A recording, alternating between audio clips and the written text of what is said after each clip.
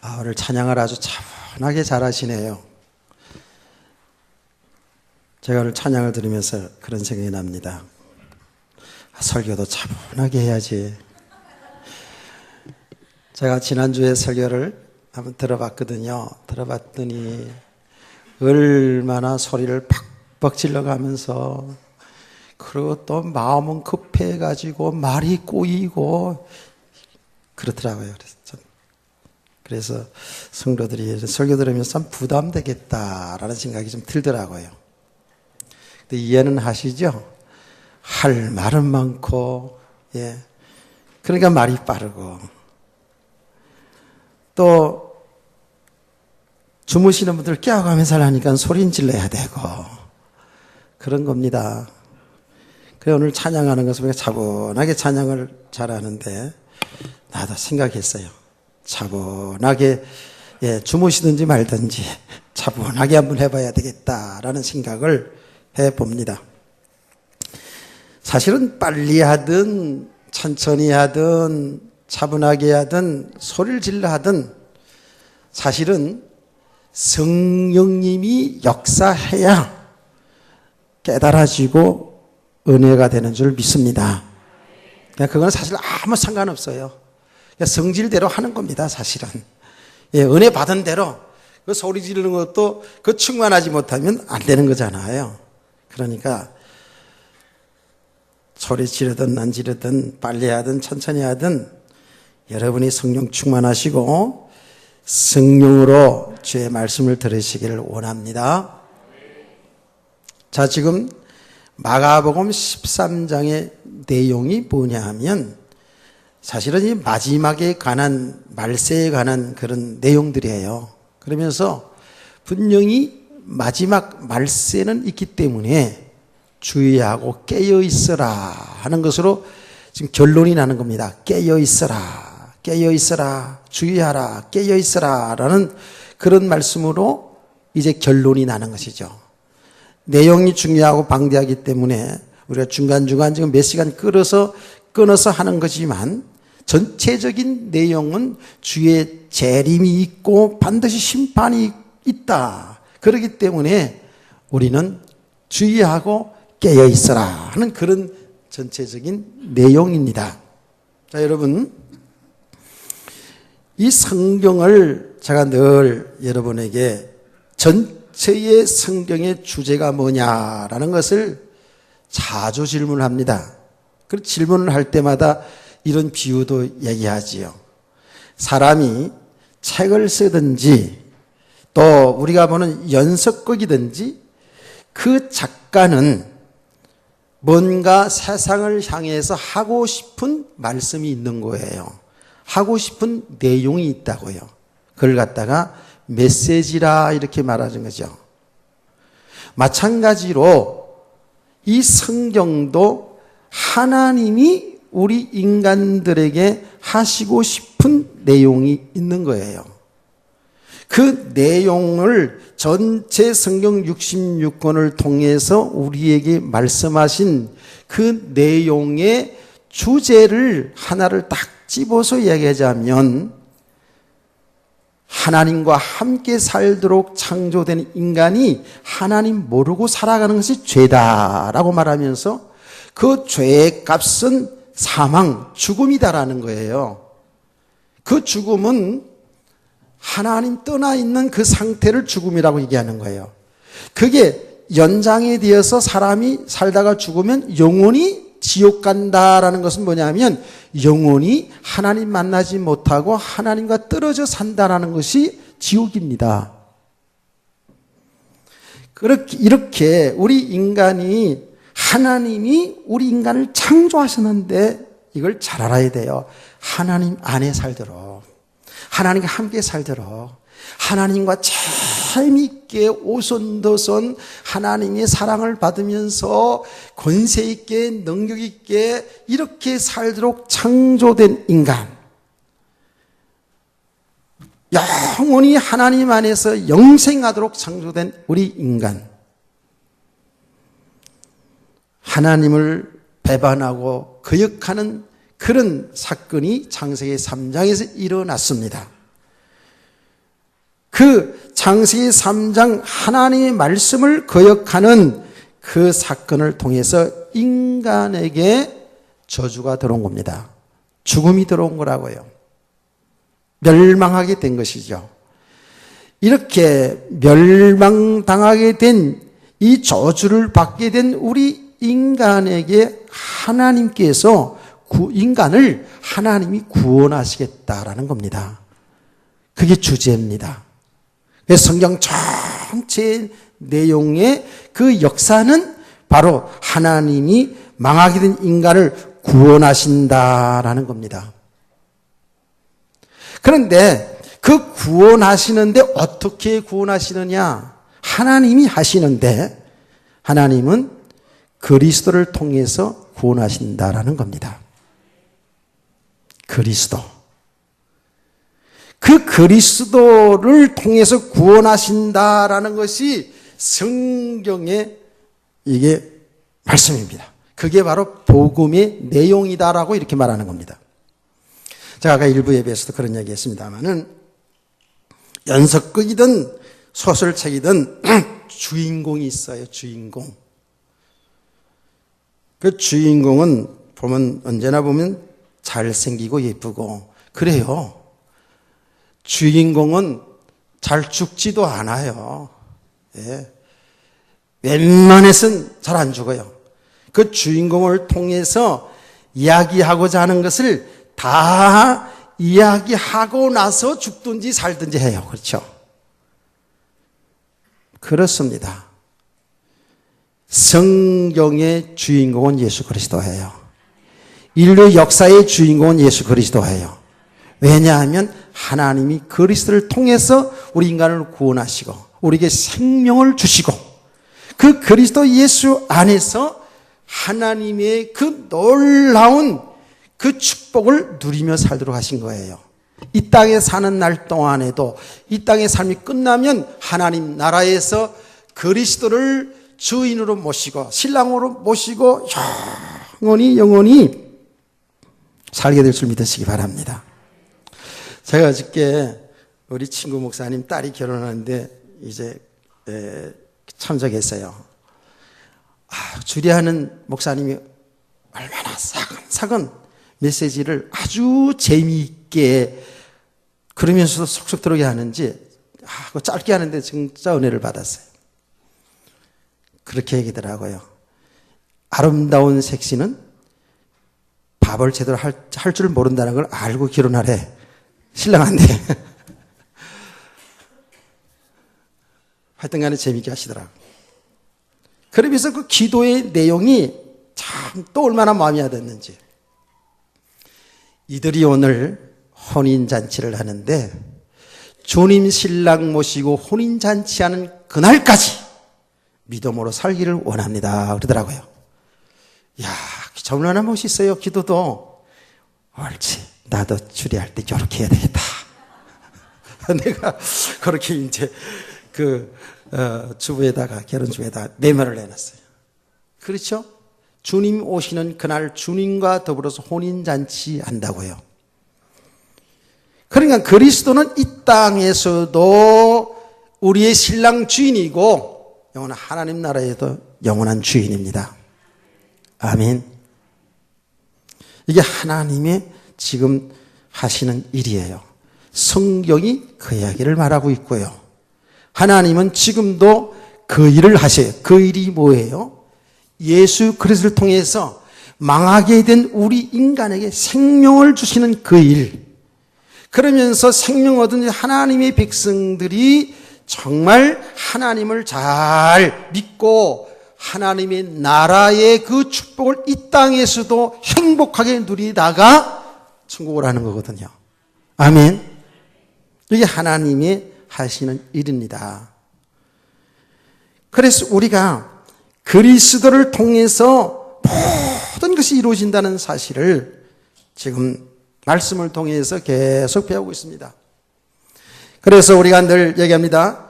성경이 구약, 신약이 있는데 구약이라는 것은 옛 언약, 신약은 새로운 언약이라고 말해요.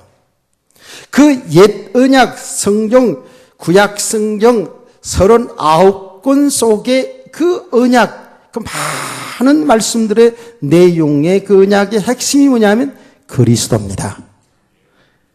그 그리스도가 이 땅에 오신다라는 얘기예요. 하나님이 창세기 3장 15절에 여자의 후손을 통해서 뱀의 머리를 상하게 할 것이다 라는 이 여자의 후손으로 이 땅에 그리스도가 오신다라는 거예요. 더 구체적으로 이사야 선지자는 말씀하시기를 보라 처녀가 잉태하여 아들을 낳을 것이니 그 이름을 임마누엘이라 하리라. 그 처녀의 몸을 통해서 이 땅에 죄가 없는 그리스도가 탄생한 것을 예고합니다. 구약 성경 전체의 그 내용이 뭐냐 하면 이 땅에 오실 그리스도에 관해서 말씀합니다. 그 약속하신 하나님의 말씀대로 이 땅에 그리스도가 오십니다. 그 그리스도가 누구시라고요? 예수님이 그리스도라는 거예요. 예루살렘의 목수의 아들, 나사렛 목수의 아들, 요셉의 아들로 오는 거예요. 인간의 몸을 입고 이 땅에 오셨어요. 사람들은 그 예수를 그리스도로 인정하지 않았다고 해요. 우리가 지금 요한복음을 보고 마가복음을 보는 것이 뭐예요? 그 예수가 그리스도시고 하나님의 아들로 우리 인간의 이 죄와 죄값으로는 그 영원한 저주, 사망의 문제를 해결하신 그 그리스도를 우리가 복음서를 통해서 알아가고 있는 거예요. 여러분, 저와 여러분이 그리스도를 바로 알아가는 만큼 우리의 믿음이 세워져 가는 거 아시죠? 그분이 곧 하나님이시기 때문에 그래요. 그래서 집중적으로 요한복음하고 지금 마가복음하고 복음서를 지금 계속 집중적으로 하는 것이 뭐냐 하면 세상의 모든 사람들이 예수님이 그리스도인 것을, 그분이 하나님의 아들이신 것을, 그래서 우리 인간의 죄를 대신하여 십자가의 피를 죽으시고 부활하시고 성천하신 그 예수 그리스도를 바로 알고 믿어야지만이 영원한 생명 얻기에 지금 복음서를 집중하고 있는 겁니다. 그래서 그리스도를 통해서 인간의 생명을 얻는다, 구원을 받아요. 결국은 그 그리스도가 이 땅에 다시 온다 그랬어요. 재림이라고 그러죠. 예수 그리스도가 재림한다고요. 왜? 우리를 완전히 영원한 하나님 나라로 데려가기 위해서요. 그리스도가 재림함을 통해서 그렇게 하나님이 하시는 일인 구원의 역사가 완성되는 줄 믿으시기 바랍니다. 그래서 지난 시간에도 한번 제가 질문했잖아요. 하나님이 구원하시는 그 일을 하시는데 그 구원하신 일의 가장 절정이 어디냐?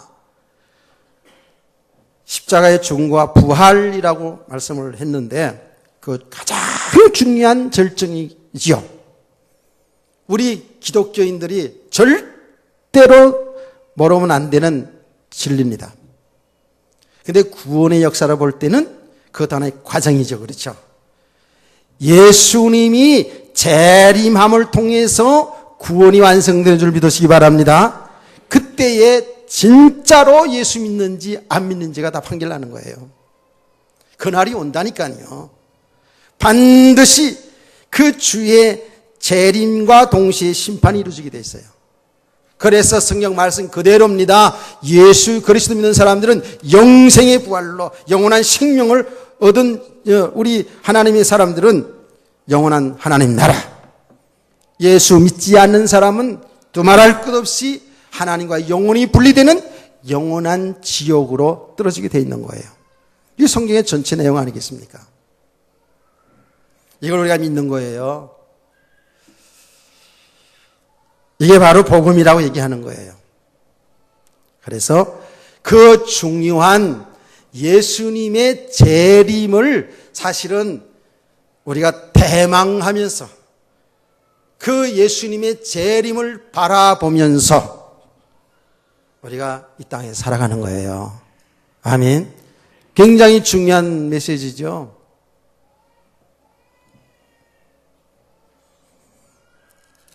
성경은 예수님의 재림에 관한 말씀을 아주 많이 하고 있다 그랬죠. 예수님이 말씀하시기를 천지가 없어지기 전에 이 성경 말씀 1.1핵도 없어지지 아니하고 다 이룬다고 말씀을 했어요. 그러면 예수님의 재림에 관한 말씀이 굉장히 많이 나와 있는데 그 말씀 그대로 이루어진 줄 믿으시기 바랍니다. 그래서 첫 번째로예요. 예수의 재림을 통해서 뭐가 완성된다? 구원이 완성되어진다라는 거예요. 그래서 성경은 예수님의 재림에 관한 말씀을 아주 구체적으로 말씀을 많이 했어요. 구약은 제쳐놓고라도 신약이 통해서 예수님이 오늘 마가복음 13장, 마태복음 14장 여러 군데에서 복음서에 다 나옵니다. 오늘 우리가 읽은 말씀을 보면 그 전에 지난 주간에 읽은 말씀을 다시 한번 볼게요. 예수님의 재림 광경을 보겠습니다. 24절입니다. 그때 그 환난 후 해가 어두워지며 달이 빛을 내지 아니하며 별들이 하늘에서 떨어지며 하늘에 있는 권능들이 흔들리리라. 그때에 인자가, 그 인자는 예수님을 말하는 거예요. 인자가 구름을 타고 큰 권능과 영광으로 오는 것을 사람들이 보리라. 예수님이 재림한단 말이에요. 그때에 그가 천사들을 보내어 자기가 택하신 자들을 땅 끝으로부터 하늘 끝까지 사방에서 모으리라 그랬어요. 그러니까 하나님이 택한 자들, 예수 믿는 사람들을 다 이제 모은다는 거예요. 추수를 한다는 거예요. 심판을 말하는 것이죠. 분명히 이렇게 예수님의 재림과 심판을 성경은 정확히 말하고 있어요. 마태복음 16장 27절 말씀에도 예수님이 이 말씀하기 전에도 또 얘기했어요. 내가 인자가 권능을 가지고 이렇게 재림할 것이다. 그때에 내 행한 대로 갚으리라 그 말씀을 했어요. 예수님의 사역 중에서 이 천국과 재림에 관한 내용을 수도 없이 많이 했어요. 그 예수님의 비유들을 보면 열처녀 비유, 드라크마 비유, 양과 염소의 비유 이런 비유들이 많이 나오지 않습니까? 그리고 하나님 나라에 관한 비유들의 그 내용의 핵심을 보면 뭐예요? 예수님이 재림과 다 관계된 그런 내용들이거든요. 자, 여러분, 예수님이 십자가에 죽으시고 부활하셔서 40일 동안 이 땅에 계시면서 당신이 그리스도시고 하나님의 아들인 것을 이제 사람들에게 나타나 보이기도 하시고 그러면서 성경 구약 성경을 가지고 당신이 그리스도인 것을 자세하게 그 두려움에 떨고 있는 제자들에게 가르치셨잖아요. 40일 동안. 그건 뭐예요? 예수님이 죽으셨다가 완전 부활하신 그 부활하신 몸으로다가 제자들에게 성도들에게 당신이 그리스도인 것을 아주 자세하게 설명하고 가르쳤어요. 그런 과정들 속에서 제자들이 예수님이 그리스도시구나. 그 예수님이 정말 우리의 죄 문제 해결하신 그리스도구나 하는 것이 그들이 이제 더 확실하게 깨달아가지요. 결론나지요. 그런 가운데에 예수님이 어떻게 해야 합니까? 사람들이 보는 가운데서 그 감람산입니다. 감람산에서 고린도서에 보면 약 한 500여 명의 성도들이 둘러싸이는 가운데에서 예수님이 뭐라고 말씀한 줄 아십니까? 오직 성령이 너에게 임하시면 권능을 받고 예루살렘과 유대와 사마리아 땅까지 이르러 내 증인이 되리라 하고 이렇게 말씀을 하셨어요.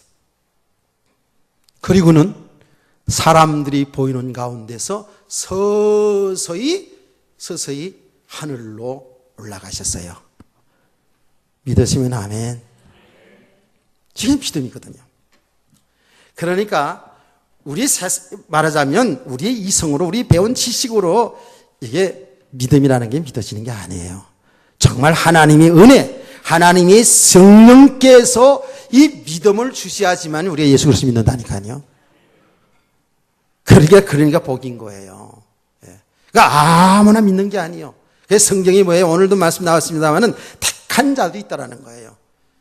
아무나 믿는 것처럼 보이지만 정말 하나님의 택한 자들이 이 복음을 들을 때, 이 예수 그리스도를 들을 때에 도대체 세상의 사람 생각할 때는 황당한 이야기지만, 이해할 수 있는 말이지만 그게 믿음으로 우리에게 와닿는다니까요. 그래서 저와 여러분이 복 있는 사람이요, 하늘로 승천할 때에 제자들이 얼마나 놀랬겠어요. 일단은 같이 이야기하시던 그 예수님이 올라가시니까 구름 속으로 쏙 가라앉아 올라가신 거예요. 얼마나 놀랍고 황당하고 감격스럽고 그러겠습니까? 정말 말로 형용할 수 없는 기분이었을 거예요, 아마. 아니, 여태까지 죽으시고 부활하신 그 예수님이 같이 있고 같이 식사도 하셨거든요. 예수님의 제자들이 예수님이 부활한 몸을 다 만져봤다니까. 그런 그 예수님이 그대로 하늘로 승천했다고요. 이 신령한 부활의 몸입니다. 우리가 그렇게 되어지는 겁니다.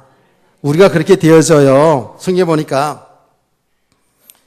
그래서 제자들이 그 하늘로 올라가는, 구름 속으로 가지고 올라간 그 주님을 바라보고 발길을 못 옮기고 있었어요.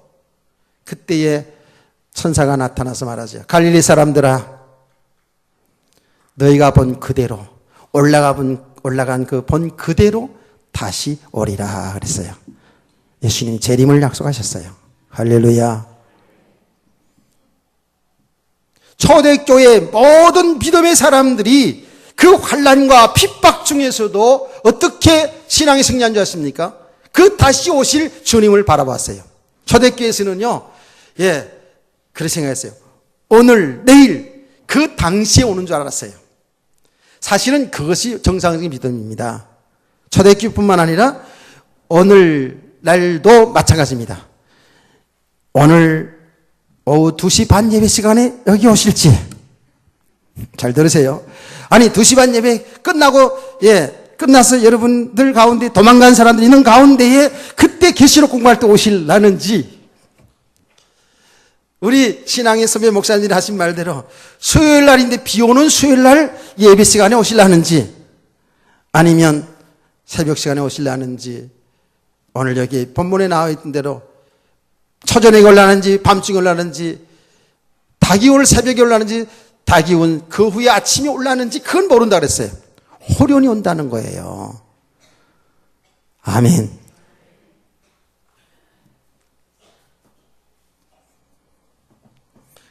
그래서 초대교회 성도들에게 바울 사도가 그 환난과 핍박 속에서 엄청 어려운 신앙생활을 할 때에 그들에게 편지하면서 그럽니다.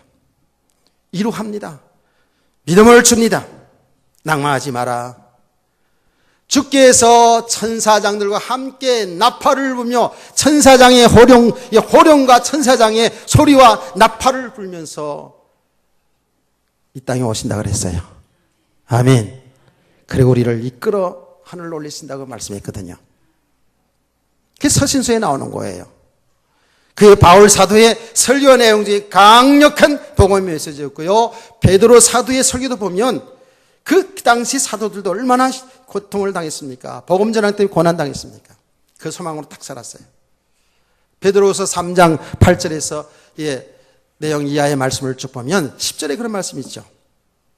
분명히 주님이 도적이 예고 없이 오는 것처럼 도적같이 이 땅에 오는데 땅이 다 풀어지고 하늘이 날아가고 주의 재림이 오신다 그랬어요. 아멘. 그러면서 그날을 삼하면서 살아가라. 그게 성도의 삶이다라고 얘기하거든요. 우리가 지금 요한계시록을 공부하고 있습니다마는 계시록 1장 7절 말씀이 바로 가장 중요한, 그 서론에서 가장 중요한 내용을 얘기합니다. 볼지어다 예수님께서 구름 타고 이 땅에 재림하신다는, 각 사람의 눈으로 볼 것이다 그랬어요. 그를 찌른 사람들도 볼 것이다 그랬어요. 성경은 이렇게 너무나도 확실하게 자세하게 그 그리스도가 만왕의 왕으로서 심판주로 재림한다는 사실을 말씀하고 있습니다. 여러분, 이 말씀대로 믿기를 주의 이름으로 축원합니다. 말씀을 믿어야 돼요. 오늘 새벽에도 말씀하지 않았습니까? 우리의 신앙의 근거가 말씀에 있어야 된다고요. 아브라함이 그 믿음이 뭐냐면 말씀에 근거한 믿음이라고 말씀하지 않았습니까? 아브라함이 100세에 난 아들 그 이삭, 너무나도 소중한 그 이삭을 하나님 앞에 제물로 바칠 수 있었던 그 믿음도 하나님의 약속의 말씀을 믿었기에 그렇게 했다라는 거예요. 1.1핵도 없어지지 않은 하나님의 말씀을 여러분 믿으시기 바랍니다. 그게 우리의 신앙입니다. 자, 그러면 분명히 예수님이 재림한다라는 것이 이제 말씀을 통해 정리가 됐죠. 그러면 언제 재림하는가? 언제 예수님이 재림하는가? 자, 그 얘기를 한번 보겠어요. 28절 말씀입니다. 무화과 나무의 비유를 배우라. 그 가지가 연하여지고 잎사귀를 내면 여름이 가까운 줄 아나니 이와 같이 너희가 이런 일이 일어나는 것을 보거든 인자가 가까이 곧 문 앞에 이른 줄을 알라. 이렇게 말씀을 하시면서 쭉 보면 32절에 그러나 그 날과 그 때는 아무도 모르나니 하늘에 있는 천사들도 아들도 모르고 아버지만 아시느니라. 그러면서 주의하라 깨있으라 그때가 언제인지 알지 못함이라. 그리고 그 뒤에 비유로다가 주님이 오는 날짜를 모르고 호련히 오신다는 것을 이야기하고 하면서 깨어있으라고 예수님이 계속 말씀하셨어요. 그러니까 예수님이 재림하는 그때, 그 날, 그 시는 알아요, 몰라요? 알지 못하는 거예요. 여러분, 잘 들으셔야 합니다. 주님이 재림하는 그 날, 그때, 그 시는 알지 못해요. 여러분과 제가, 여러분 잘 알아야 돼요. 정말 마지막 심판, 모든 것이 끝나고 구원이 완성되는 그날은 주님이 재림하는 그날이에요. 그게 종말이에요. 세상 종말이 오는 거예요. 그날은 모르는 거예요. 그날을 정확히 알면은 우리가 신앙생활 다 잘할 수 있겠죠. 또 하나 모르는 거 있어요. 저와 여러분이 하나님께 부름받은 날 알아요, 몰라요? 모릅니다. 나는 지금 내 기준으로 옛날에 그랬어요. 여호수아 볼 때 갈렙을 보면서 85세에 아주 중요한 일을 했거든요. 난 그거 보면서 하나님, 나도 85세 이상은 살 수 있게 해주세요. 그런 적이 있었어요.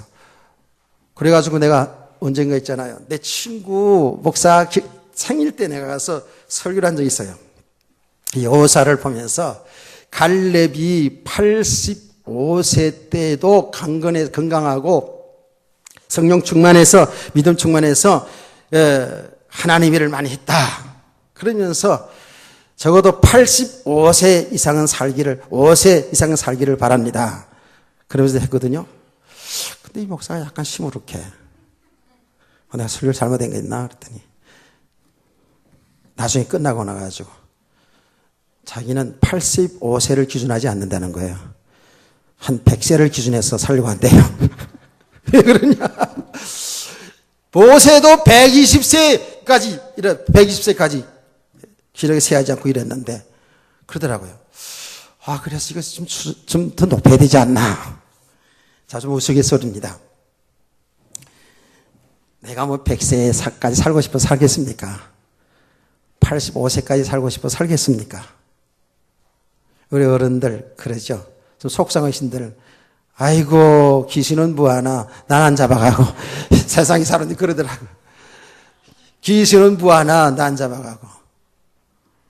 근데 그런 분들도 빨리 돌아가시라면 큰일 날 거래요 아마. 안 그래요. 다 오래 살고 싶은 게 있어요 우리에게. 중요한 건 모르겠어요. 정말 그렇게 건강관리하고, 우리 주위에 내가 아는 분들도 있잖아요. 건강관리 정말 철저히 하고, 그래서 뭐 운동하는 얘기를 하면 뭐 진짜 엄청나게 건강관리를 잘하더라고. 그 어느 날 갑자기 돌아가시다는 거예요. 모르겠더라고. 근데 건강관리는 하세요. 몸 아프면서 세상 오래 사는 건 굉장히 힘들잖아요. 제가 하고 싶은 말은 뭐죠? 우리가 주님 앞에 부르는 그날이 우리 종말이잖아요. 개인의 종말이잖아요. 그렇잖아요. 그렇죠? 그날을 모른다니까. 주님이 재림하는 그날을 알지를 못하는 거예요.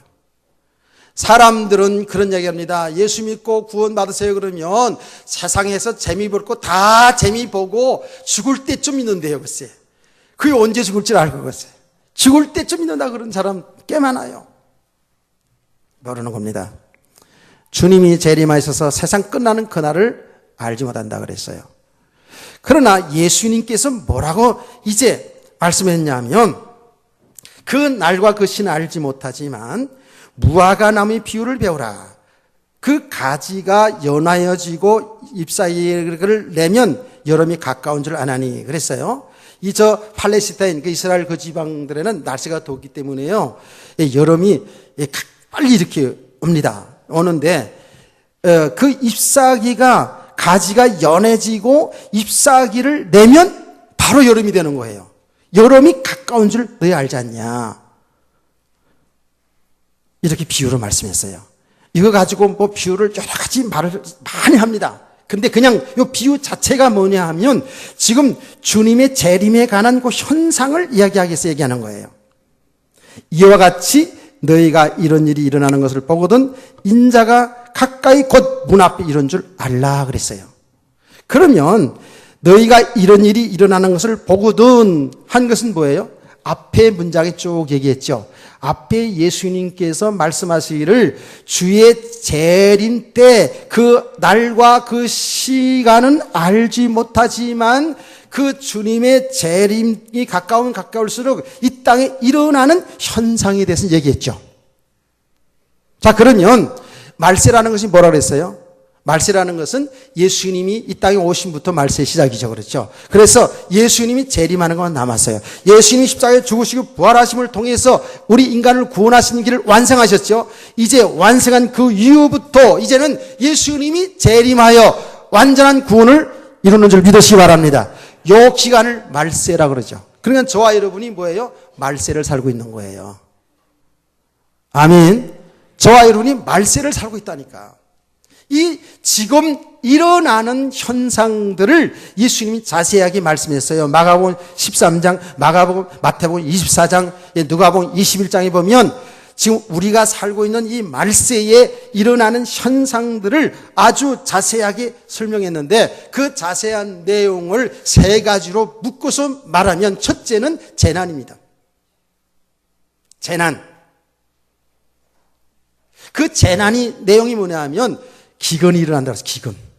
여러분 경제적으로 앞으로 가면 갈수록 전 세계적으로 볼 때에 경제적인 어려움이 오게 됐어요. 이거는 학자들도 그렇게 얘기해요. 물론 나라적으로 잘 사는 나라 못 사는 나라 있을 수는 있지만 개인적으로 잘 사는 사람 못 사는 사람 있을 수 있지만은 전체적으로 볼 때에 기근이 일어나는 거예요. 경제적인 문제가 일어나는 거예요. 그러니까 보세요. 여러분 영적으로 육신적으로 주님이 오실 날이 가까워지면 가까울수록에 어려운 거예요. 특별히 성도들 신앙생활이 점점 더 어려워집니다. 그걸 우리 바로 알고 가야 돼요. 우리 그냥 막연하게 똥구름 잡듯이 예수 잘 믿으면 뭐 잘 되는 이쪽만 생각해서는 안 돼요. 우리는 정확히 이제 볼 수 있어야 돼요. 정확히 하나님 말씀을 통해서 세상을 볼 수 있어야 된다고요. 점점 어려워져 갑니다. 기근이 일어나요. 뭐가 또 일어나죠? 지진이 자주 일어난다 그랬어요. 나라와 전쟁이 일어난다 그랬어요. 여러분 정말 기도해야 돼요. 북한의 김정은 그 아이 무슨 생각을 하고 할지 몰라요. 아직 청춘이거든요. 분별력이 없는 게 젊은이에요. 어떤 일을 행할지 모른다니까. 글쎄. 갑자기 어느 날 그냥 휘잉 하고 자는데 여기 폭탄이 떨어질지 그건 모르는 거예요. 그래도 편안히 주무시니까 뭐 좋은데 좋아요. 나라와 전쟁이 일어나고요. 기근이 일어나고요. 지진이 막 일어나고요. 예. 여러 가지 악한 소문들이 막 나는 거예요. 이게 재난이라고 그랬어요. 이런 재난도 이런 속에서 우리들이 신앙생활을 지킨다는 것이 쉬운 일 아니겠죠. 여러분 개인적으로 한번 살펴보라고. 여러분 삶 속에 한번 들어가 보라고요. 여러분 경제가 어렵고 말이죠. 사업이 잘 안 되고 그러면 신앙생활을 하기 쉬워요? 힘들어요? 어려워요.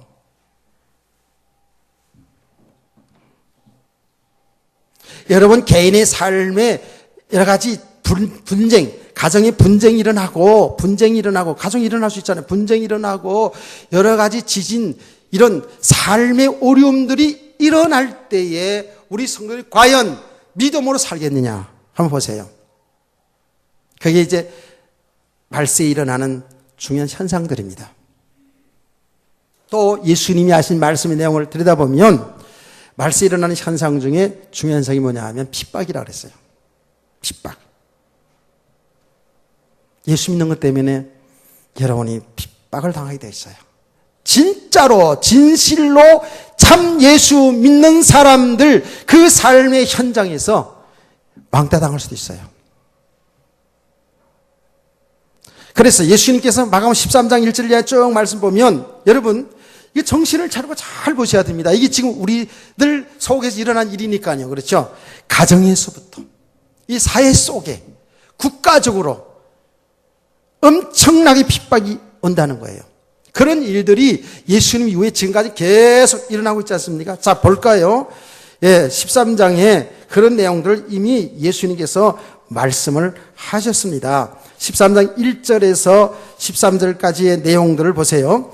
12절, 형제가 형제를, 아버지가 자식을 죽는데 내어주며 자식들이 부모를 대적하여 죽게 하리라. 이게 뭐예요? 가정에서도 이런 일이 일어난다니까요. 예수 믿는 것 때문에 여러분 아내들이 핍박을 많이 받은 분들도 있죠. 예수님 믿는 것 때문에 남편들이 아내한테 핍박받은 일도 있고요. 예수님 믿는 것 때문에 자식이 부모에게 핍박받는 일도 있었고요.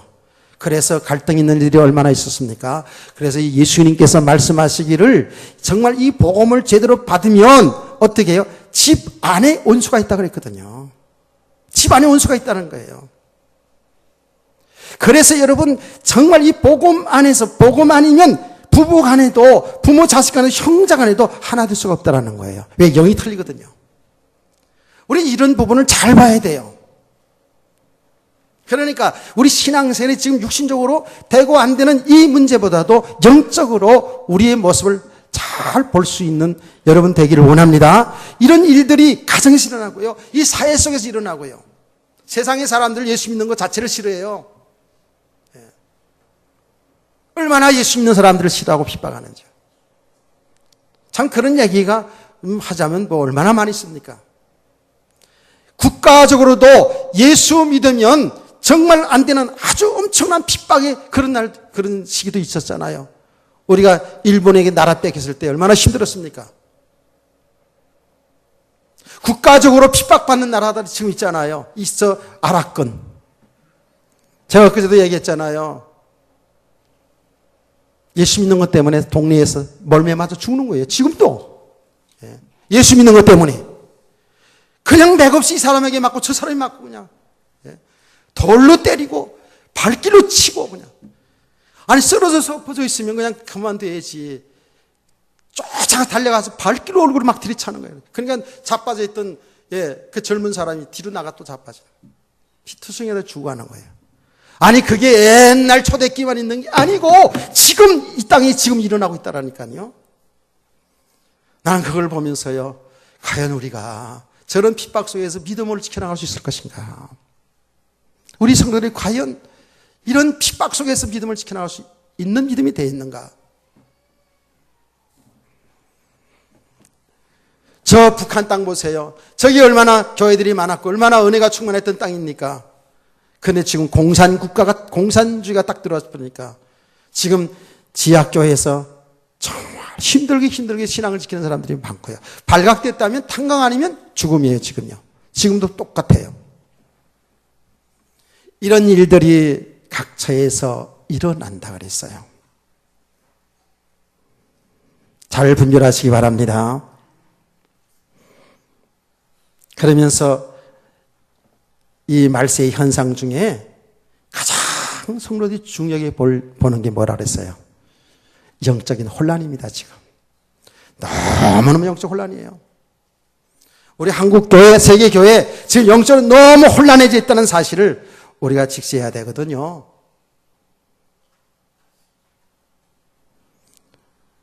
예수님 말했습니다. 사람들의 미혹을 조심하라. 그러면서 거짓 그리스도들이 나타나고 거짓 선지자들이 나타나서 표적과 기사를 행하여 할 수만 있으면 택한 자들도 미혹한다 그랬거든요. 여러분, 그래서 우리 성도들이 하나님이 말씀하는 게 왜 그런지 아세요? 나타난 그 현상 보고 쫓아가다 보면 신앙생활을 실패한다는 거예요. 예수 믿어서 구원받았을지라도 나타난 그 증거, 나타난 현상 보고 그거를 쫓고 그거를 붙잡으려고 하다 보면 마귀에게 속는 거예요. 인생을 실패한다는 거예요. 그래서 성경은 한결같이 이 부분에 대해서 이야기할 주님의 재림과 동시에 거짓 그리스도, 거짓 선지자들을 이야기할 때 항상 같이 붙여나오는 건 뭐냐면 표적과 기사, 이 나타난 증거들을 보고 쫓아가게 되면 그거로 인해서 망한다라고 얘기했어요. 그래서 지난 시간에 얘기했지 않았습니까? 이 거짓 선지자, 거짓 그리스도들은 성경을 가지고 얘기하는 거예요. 하나님 이름을, 예수 이름을 가지고 얘기한다니까요. 그런데 그 배경은 사탄이에요.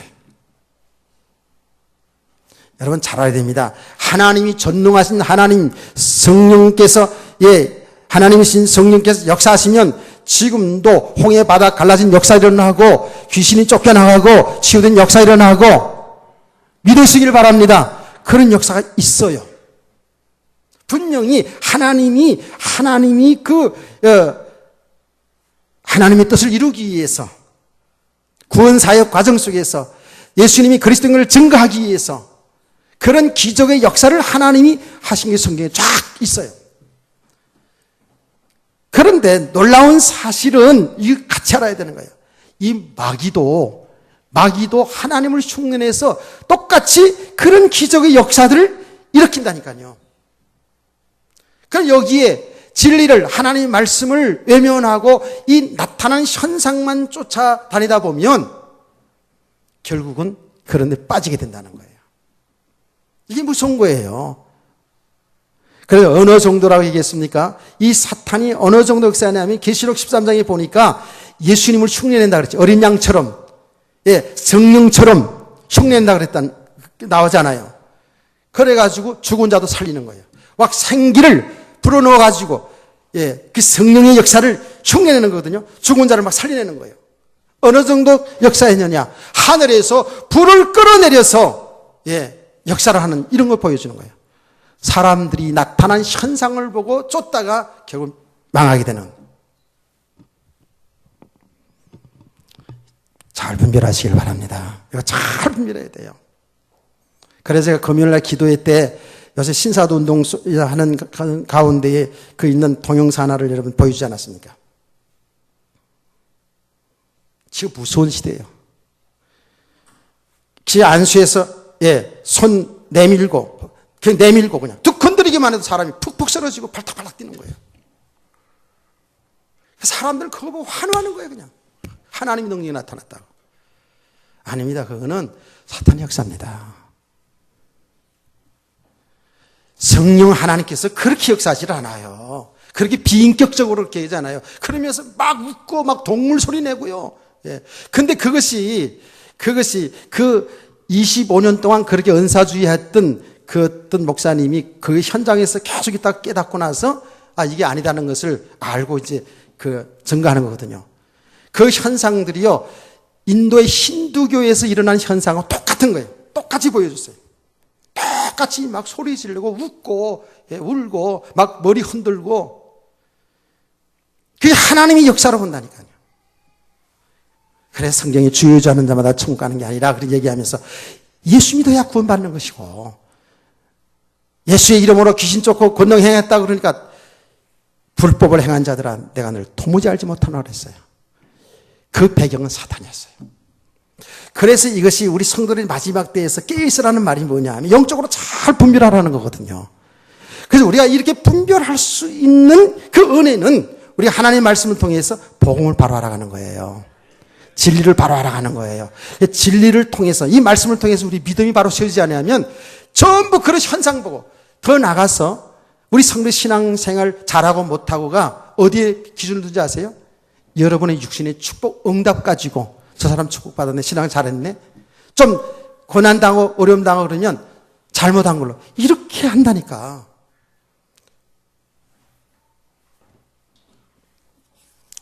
여러분 정말 깨닫는 은혜가 있기를 원합니다. 이거는 진짜 우리 성도들이 지금 이 마지막 때에 살고 있는 우리 말세에 살고 있는 우리 성도들이요, 잘 분별해야 돼요. 왜 성경은 진리 얘기하는지, 진리를 사랑하지 않는 자들, 그리스도 안에 있지 않는 자들, 그리스도의 복음을 제대로 알지 않고 무시하는 사람들 전부 나타나는 현상으로 인해 거기에 속아서 실패한다고 성경은 쫄게 얘기하고 있어요. 근데 이런 현상이 지금 세계적으로 많이 일어나고 있어요. 예. 미국, 캐나다, 지금 우리 한국에도요, 지금 엄청난 이런 세력이 몰려들어가지고요, 예수 그리스도 십자가 보혈의 피 얘기하면 이거 뭐 19세기 얘기야 뭐야 이렇게 되는 거예요. 그거는 듣기 싫어해요. 바울 사도가 말했잖아요. 바울 사도가 그런 얘기 했잖아요. 사람들이 전부 귀에 듣기 좋은 말, 아름다운 말, 그 말이 뭐예요? 좀 육신을 살리는 메시지거든요. 이걸 다 좋아한다 그랬거든요. 그러나 바울 사도는 뭐랬어요? 나는 지혜의 아름다운 말로 하지 아니하고 그 예수 그리스도 십자가만 알기로 작정했다는 거예요. 아멘.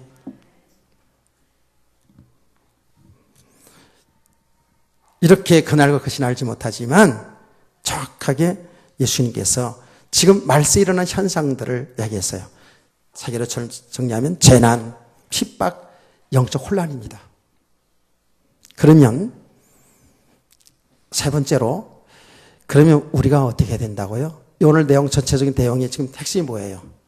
반드시 주님이 재림과 심판이 있고 이런 현상들이 일어나고, 그렇다면 우리 성도도 어떻게 하라고요?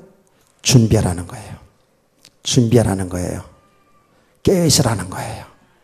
아멘. 그 준비가 뭘까요? 뭘 준비해야 되냐고요? 믿음을 준비해야 돼요. 믿음. 이런 환난과 핍박과 재난과 이런 영적 혼란 속에서도 거기에 자로 주치지 아니하고 정말 바른 믿음을 가지고 이겨나갈 수 있는 성도 되기를 원합니다. 이런 믿음의 사람이 준비돼야 돼요. 세상에 나타나는 현상, 되고 안 되는 것 때문에 우리 신앙이 흔들리는 그런 믿음이 아니고, 어떤 일이 일어나더라도 그야말로 우리는 당당하게 주 예수 그리스도 바라보면서, 주님의 나라를 바라보면서 그야말로 뚜벅뚜벅 걸어갈 수 있는 이런 믿음의 사람을 준비되길 원하는 거예요. 아멘. 준비하라는 거예요. 주님 언제 올지 모르니까 우리가 준비하는 과정이에요. 그 믿음, 여러분, 믿음을 준비하라 하니까 막연하잖아요. 그 믿음이 뭐예요? 그 믿음이라는 것은 하나님과 나의 바른 관계입니다. 창조주 하나님이 계시고 나는 하나님이 창조한 피조물 하나님의 자녀, 하나님의 아들, 딸. 이거는 복음을 통해서만 이 관계가 바로 세워지는 거예요. 여러분, 주 예수 그리스도 믿어서 하나님을 아버지로 모시잖아요. 그렇죠? 아멘. 그런데 그러면 우리 인생이 하나님이 손에 있는 거거든요. 하나님 나의 주인이니까. 근데 아직도 우리는 하나님이 내 생명과 내 인생의 주인이 아니고 내가 내 인생의 주인 노릇, 하나님 노릇하고 살아가고 있어요. 이 부분을 잘 보면서 우리가 믿음의 사람으로 세워져 가고 있어야 돼요. 아멘. 이걸 잘 봐야 돼요. 뭘 내용을 쭉쭉쭉 알아서, 이 지식이 알아서 믿음이 자란 게 아니고요. 그 내용을 알되 하나님과 나의 관계, 바른 관계를 잘 볼 수 있어야 돼요. 내가 하나님 노릇하고 있는 부분을 잘 봐야 돼요. 이런 부분들을 이제 5시간 좀 더 보자고요. 그 믿음이 뭐예요? 믿음이 뭐라고요? 하나님과 나의 관계가 바로 세워지는 것이 여기 믿음이고, 그리고 내 인생과 이 인류 역사는 하나님이 하시고 계셔요. 하나님이라고 계셔요. 하나님이 생명을 주는 일, 하나님 구원하는 그 일, 그러면서 이 구원의 축복을 누릴 수 있는 믿음의 사람을 세워가는 그 일을 하나님이 하시고 있어요. 그래서 믿음이 뭐냐 하면 내 인생 속에, 우리 교회 속에, 이 인류 역사 속에 하나님이 하신 일을 보는 게 믿음이에요. 아멘. 이런 믿음의 사람을 세워가야 되는 거예요. 이걸 못 보면 어떻게 해요? 말씀 들을 때는 은혜 받은 것 같은데 내 삶 속에 들어가면, 내 삶의 현장 들어가 보면 하나님 말씀과 상관없이, 믿음과 상관없이 또 내 방법대로, 내 생각대로, 세상의 방법대로 살아가는 거예요. 그러면서 이 생을 자꾸 실패하는 거죠. 그래서 이렇게 믿음이 세워지기 위해서 예수님 뭐라 하냐면 깨어있으라. 아멘. 깨어있으라. 주의하라. 깨어있으라. 요거까지 다 해야 되는 건데, 여러분이 이제 시간이 이제 또 배도 고프니까 여기까지 하고요. 요거를 이제 오후 시간에 하는 겁니다. 예. 오후 시간에 진짜 빠지면 안 되겠죠. 예. 우리의 믿음이 바로 세워져 가야 되는데 주님은 뭐라 했냐면 주의하라, 깨어있으라 하고 오늘 마지막 말씀에 관한 이야기를 결론 내려고 했거든요. 요거는 이제 2시 반에 또 자세히 보자고요. 자, 여러분, 결론 내립니다. 주님은 반드시 말씀 약속한 대로 재림하십니다. 재림하는 이때, 지금 이 말씀의 현상을 여러분 말씀을 통해서 삶의 현장을 잘 보시기 바랍니다. 그리고 저와 여러분은 정말 하나님 말씀을 통해서, 이 복음을 통해서 하나님과의 관계, 이 믿음이 바로 잘 정리되기를 원합니다. 그리고 이제는 이 역사와 여러분 개인의 삶 속에서 하나님이 하신 일을 정확히 보면서 그 하나님과 동행하며 하나님이 인도받아 살아가는 이런 믿음의 삶을 되어지기를 주의 이름으로 축원합니다. 찬송가